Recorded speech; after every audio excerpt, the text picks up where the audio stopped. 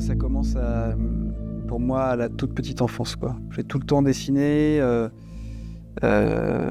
pour me protéger aussi du monde extérieur que je trouvais inquiétant, voire ultra-violent. En fait, c'était un échappatoire. C'était un enfermement libératoire, quoi. J'étais au sol et je dessinais toute la journée dès que j'avais pas école.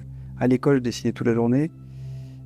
Chez moi, je dessinais toute la journée et j'ai continué vraiment cette pratique-là, de cette façon-là, en vivant, en grandissant, en devenant adulte, toujours avec la même approche de dessiner de façon automatique et sans idée préconçue de ce que je vais faire. Parfois, je me crée quand même des protocoles, mais ça va toujours être pour moi un nouveau dessin. Le nouveau dessin, c'est toujours le premier dessin que j'ai fait dans ma vie. Donc chaque dessin, c'est un renouveau total. J'ai toujours l'impression de tenir pour la première fois un crayon à chaque dessin et de voir pour la première fois une feuille devant moi. Tout est toujours renouvelé. J'ai d'abord fait une école de communication visuelle, le CV et Intuit Lab à Paris, où là j'ai touché un petit peu à différents domaines, illustration, communication visuelle, packaging, des choses qui étaient plus destinées à avoir un métier assez accepté, familialement, socialement, et puis normal entre guillemets. Et puis j'ai arrêté un petit peu avant la fin parce que c'était ça partait très loin de ce que je voulais faire. Et donc j'ai tenté les Beaux-Arts, j'ai eu le concours et donc je suis rentré en tant qu'étudiant où j'ai passé 6 ans. Et dans le dessin, quand je suis arrivé aux Beaux-Arts, je faisais surtout des dessins très épurés qui étaient très inspirés de Georges Grosz, avec des traits assez acérés, mais des rythmes assez cassés.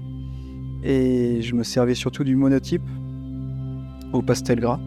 Et ensuite, en étant aux Beaux-Arts, j'ai dirigé plutôt ma pratique du dessin vers l'estampe, la lithographie, la sérigraphie et puis la gravure sur cuivre et sur bois et l'édition. Donc avec des participations à des éditions ou des livres auto-édités. Et là, j'ai transformé un petit peu ma pratique du dessin où c'est devenu, au contraire, c'est devenu très saturé. J'étais parti d'épuré et puis là, j'ai très saturé en dessinant beaucoup de dessins au feutre. Ces dessins au feutre, je les ai fait se transformer et c'est devenu des gardiens. Et les gardiens sont des personnages qui sont constitués de plaques de bois découpées, peintes et dessinées, assemblées. Donc ça crée des bas-reliefs. Donc c'est une sorte de dessin en 2D un petit peu en relief.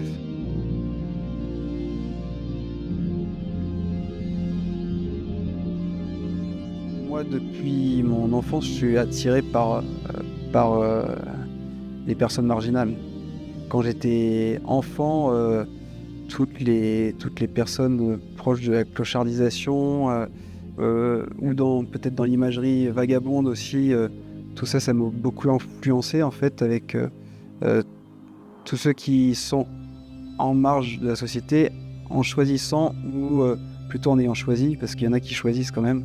Et c'est plutôt vers eux. J'étais pas attiré par ceux qui subissaient ça, même si des fois ceux qui ont choisi subissent aussi. Mais il y en a qui ont choisi une vie un petit peu à part. Et donc ces personnes-là m'ont toujours attiré. Et des personnes qui peuvent être entre plusieurs, comment on pourrait appeler ça, plusieurs époques, plusieurs genres, plusieurs personnalités, des personnes qui n'ont pas un mental normé et qui sont souvent décrites comme malades mentales.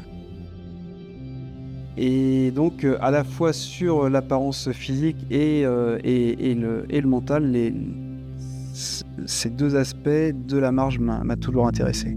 Ce qui est au Centre d'Art, c'est issu d'une série d'une vingtaine de dessins en petit format, enfin un format A5, et dans lesquelles je suis parti en dessinant. Au départ, j'ai fait, comme d'habitude, quelque chose de très... un dessin automatique, donc je ne savais pas où j'allais. Et j'ai vu apparaître un visage à l'intérieur. Et c'est ce visage-là qui a mené en fait le thème de la série, qui était le portrait de personnages imaginaires. Et comme procédé technique, j'ai utilisé le frottage au crayon de couleur sur papier, en mettant en dessous la feuille de papier des plaques de linogravure que j'avais gravées plusieurs années auparavant.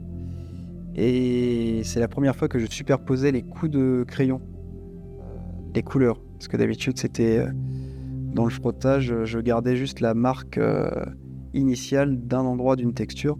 Et là, le plaisir, c'était vraiment de superposer les couches et d'avoir une matière presque nouvelle qui s'inscrit dans le papier.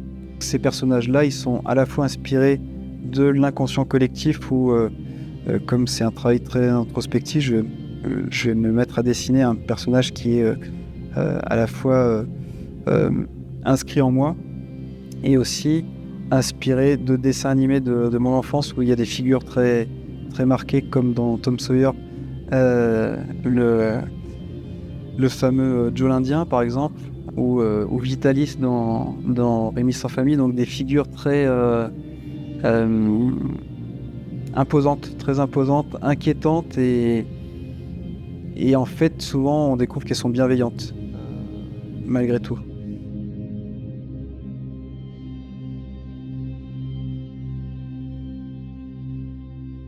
Geoffrey Granger, l'apothicaire, le sérigraphe qui fait la sérigraphie sur t-shirt et qui a fait la sérigraphie d'art, m'a demandé pour l'atelier de créer spécifiquement des dessins de 10 par 15 cm avec une mine de 1 cm, que ce soit opaque, donc que ce soit au trait et non pas avec des nuances comme on peut avoir en gouache ou en frottage.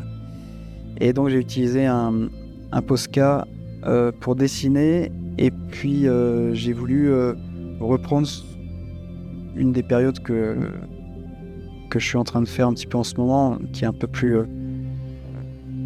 qui a quelques mois maintenant, mais là où je me suis remis à faire du monotype, mais en créant justement j'appelle la série Fuite, Danse et Envol. Et ce sont des personnages qui interagissent, ou parfois ils sont seuls. En général, ils sont en groupe et ils sont en train de bouger, de danser. Et le personnage qui a les bras écartés et les jambes écartées, c'est donc une référence à cette période-là. Et au contraire, l'autre qui ressemble plutôt à une sorte de vagabond, c'est plutôt en référence à ce qu'il y a au centre d'art